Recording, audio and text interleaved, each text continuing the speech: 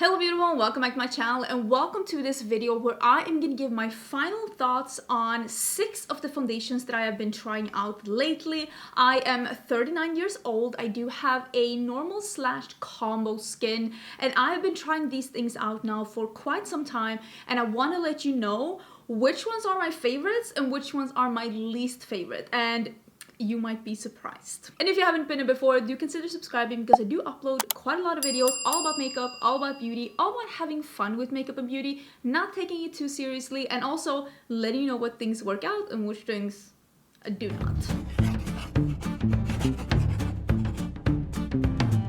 So all of these things are fairly new releases, and I have been trying out some of these a little longer than others, a little less long than others, but overall I have been using these approximately the same amount of times and approximately the same amount of different variations, like with primers, without primers, with mattifying primers, with gripping primer, all the different things. I try to use foundations over more of a longer period of time, or at least 4 or 5 different times, so that I can just give you my thoughts on how these work out for me. Because my skin does tend to get a little oily. If I go out in the humid, warm weather here in Texas, my skin does get a little oily, so therefore not all foundations last on me. And I do know that a lot of people in my subscription feed do tend to have dry skin, so I thought that maybe a perspective of someone that does not have dry skin and also has almost 40-year-old skin could be a nice perspective. I bought all of these things myself. Let me actually start with the thing that I like the least,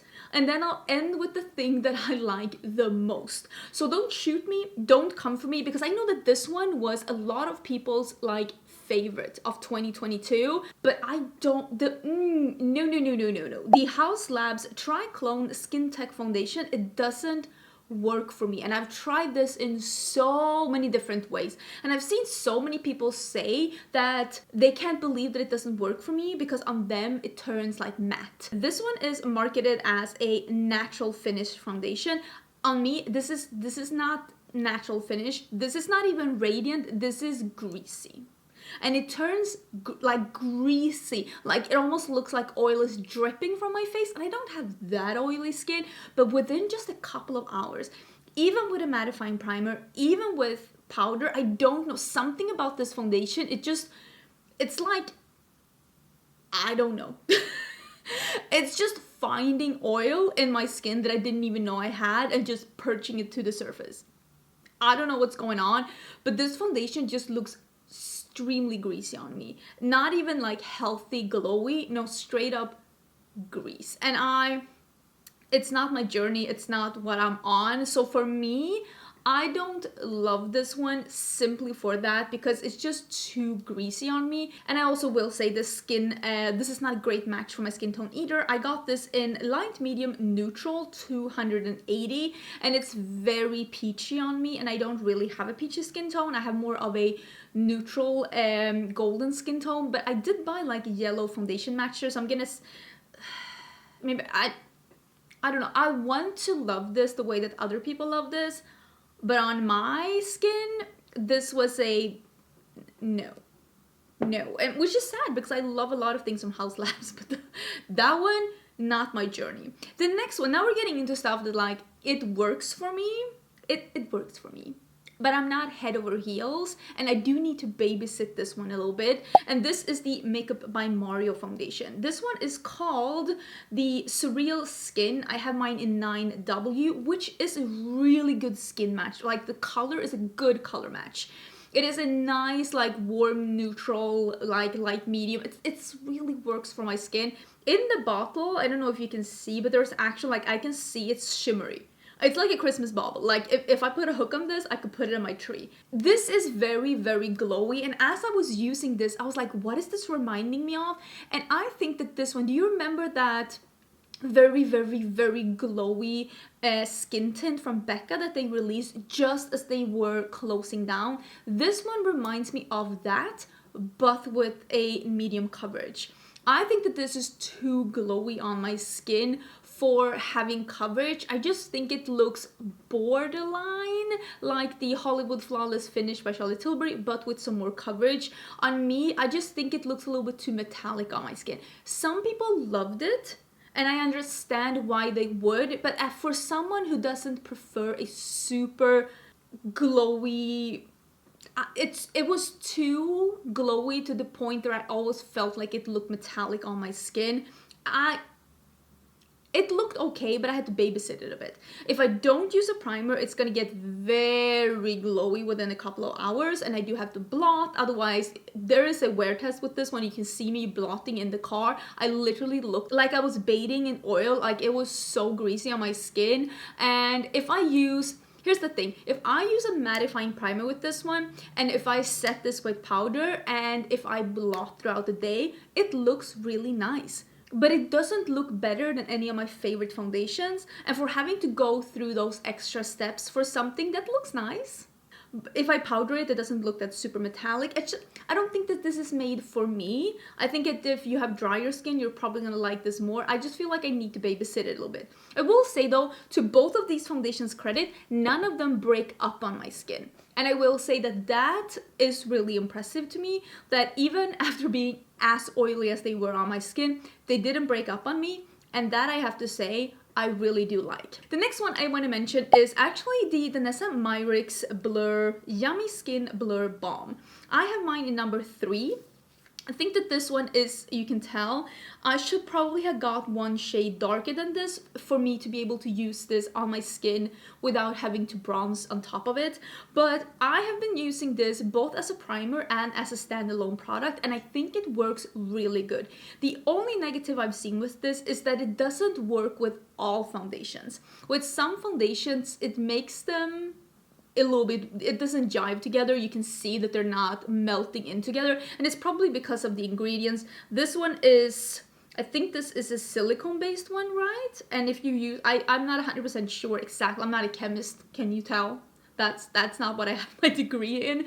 But with some foundations it doesn't work, and with some foundations, like these two together, like the Makeup by Mario foundation, for me those worked out really nice. I was able to get that to work really nice. But this one together with the next foundation that I'm gonna mention, that was not a great combo. Those did not work out great for me. So it's a more of a trial and error, and that's why I'm not putting on top. Also, putting this on the skin on its own, I use this little spatula that's here. I take a bit, I work it in with my fingers, and then I go over with a sponge and I let it set, and it turns matte. I will say the first hour it almost looks too matte, and then it melts into the skin, and that will be for me like the second little bit of a downside with it, is that your makeup actually doesn't look the best just after applying it. But that's just a minor problem. Also, since this is a very mattifying product, if you do not have exfoliated skin, this one will let you know. It will show you that your skin definitely needed exfoliation.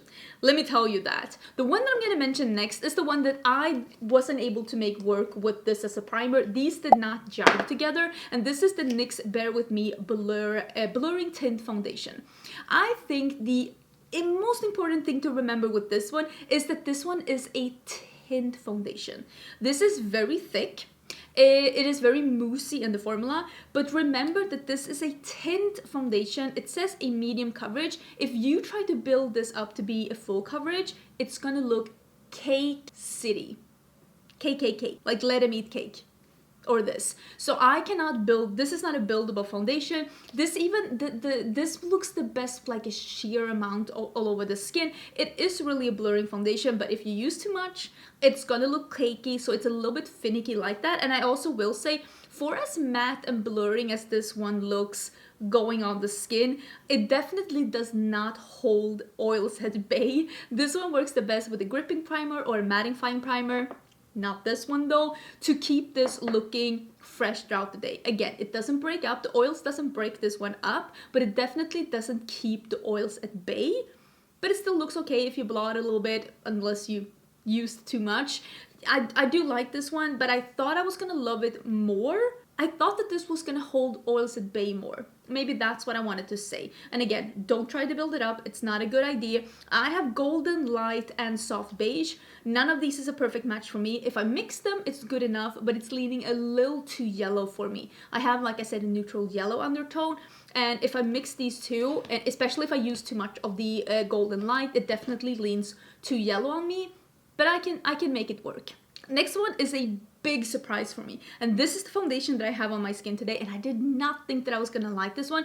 I actually, when I bought this one, I even mentioned this in the new makeup releases. I was like, why did I buy this? I'm gonna hate this. But I do not. I really enjoy this one, and the main reason why I enjoyed this one is because this Juvia's Place foundation, it is not the way that it is described, at least not on me. This is the Juvia's Place I Am Magic Natural Radiance Foundation.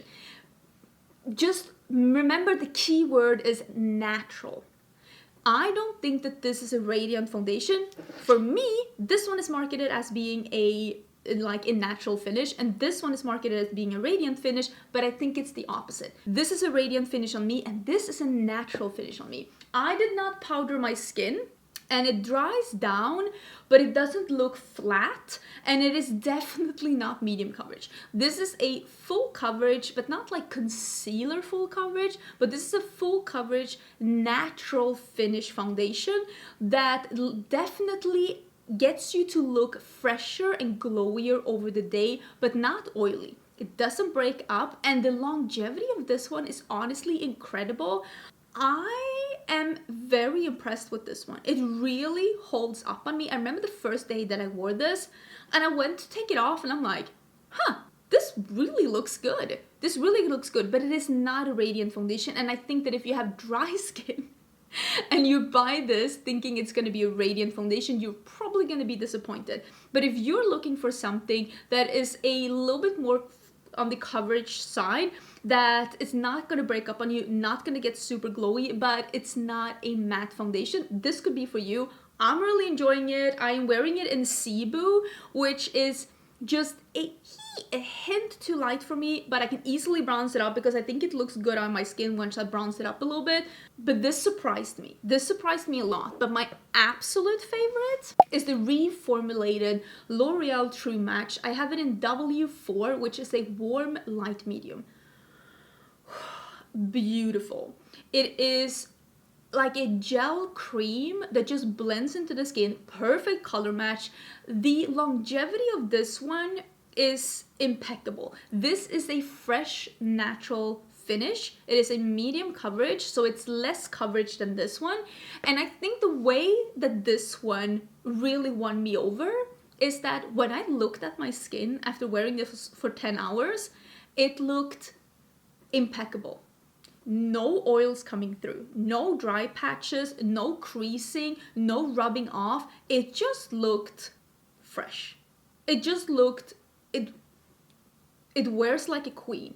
This is really a foundation that I have put in my I can trust you category. And I love foundations that I can trust. You know, when you're out and about and you don't have time to babysit, you're not in front of a mirror every 30 minutes, so the things are just like these. Things can just be slip and sliding all over your face, and you need to have a mirror at hand at every point of the day, otherwise things might go astray. This one I can trust, and I really like that about this one. And I'm very impressed with this one. I have not tried the original one, except that I do know that at some point a makeup artist applied the original one on me, so I can only speak to this one, but this one is great. I really truly recommend it. But remember, the reformulated one is the one with the pump. The original one is the one in the glass bottle that you pour out. So if you want to make sure that you're getting the new one, I will link it down below. Get the one with the pump.